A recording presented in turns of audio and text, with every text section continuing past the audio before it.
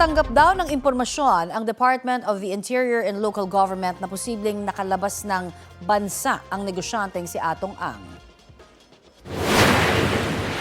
We are confident he's here in the country, but there's a possibility na may information na nasa Cambodia.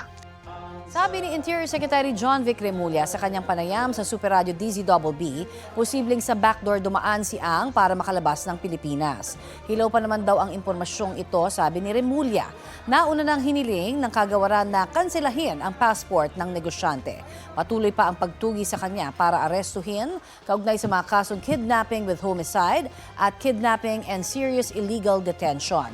Iniutos na rin ni Remulla na magsuot ng body cam ang mga operatibang nagsisilbing ng warrant kay Ang para daw yan maiwasan ang hulidap o pangingikil sa hinuhuling akusado.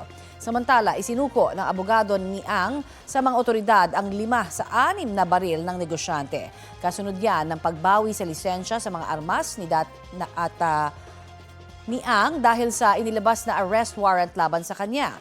Nawawala naman umano ang isa pa niyang baril ayon sa abogado ni Ang.